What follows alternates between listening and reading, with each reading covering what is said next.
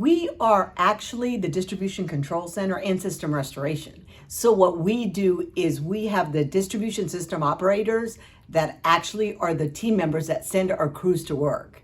So we control the grid in this room. I mean, it's very, very important that we get it right. I've been here for 5 straight days. I live in this room. This is my house for 5 days. That control room out there, the team members out there work 12 hours on, 12 hours off, 24/7 operation.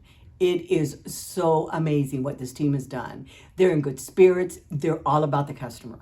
They are so excited. When we would energize circuits, we would scream every time we'd get so many customers on because it happens in this room. It was super exciting for us last night, and we're going to be even more excited today when we knock the rest of them out. So the reason we have these type of numbers this morning is because we care about our customers. We have a system, a very methodical system as to how to energize our customers. I can tell you today that some of our operators still do not have electricity. I can tell you that that's true. And so it's okay because everyone's in it is important to us.